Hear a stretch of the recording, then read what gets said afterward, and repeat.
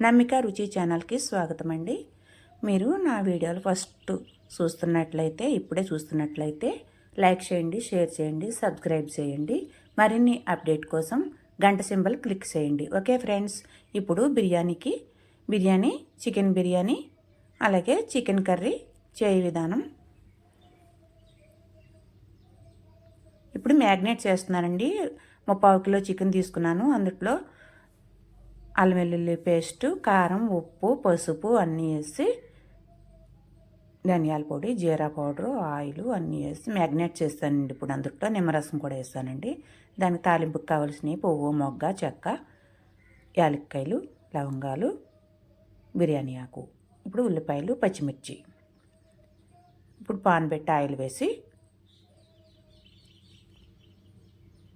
అందులో ఫస్ట్ తాలింపుకి వేస్తున్నానండి గరం మసాలా. ఇప్పుడు అందులో మగ్గాక ఉల్లిపాయలు, పచ్చిమిర్చి వేసానండి.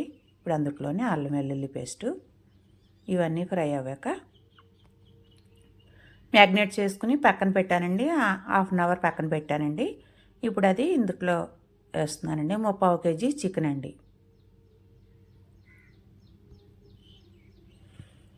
½ కిలో రైస్కి 3/4 కిలో పోసానండి.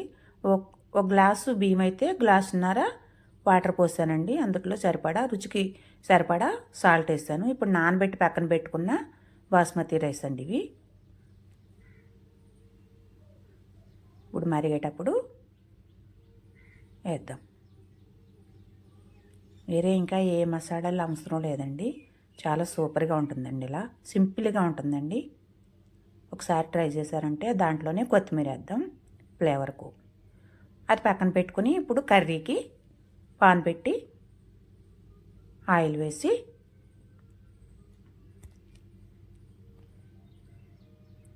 ఉల్లిపాయలు, ఒక ఉల్లిపాయ తీసుకున్నానండి నేను, మీడియం సైజు. 1/2 కిలో చికెన్ అండి.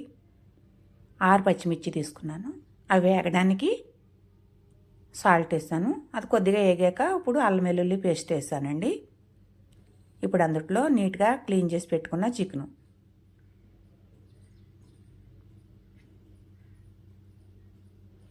అందులోనే పసుపు వేస్తున్నానండి. సాల్ట్, నీరు మొత్తం దిగుతుందండి. అవి ఫ్రై అవ్వాక ఇప్పుడు కారం వేస్తున్నానండి. కొద్దిగా వాటర్ పోయాలి. అందులో వచ్చిన నీరు ఈ వాటర్ సరిపోద్దండి. ఎక్కువ పోసుకోకూడదు, ముక్క ఇడిపోద్ది. దానికి కావలసిన మసాలాలు ధనియాలు, అల్లము, ఎల్లుల్లిపాయలు, జీలకర్ర, లవంగాలు, గసగసాలు ఇవి పేస్ట్ పడదాం. దగ్గర పడిందండి. ఇప్పుడు ఇందులో వేసి ఒకసారి ఇలా ట్రై చేయండి. చాలా బాగుంటుందండి. ఒకసారి మీరు ట్రై చేసి ఎలా వచ్చిందో కామెంట్ రూపంలో చెప్పండి. ఇప్పుడు అందులో కొత్తిమీర వేసానండి. గుమగుమలాడి chicken curry ready. Okay friends, చాలా సూపర్గా ఉందండి. చూడండి మీరే.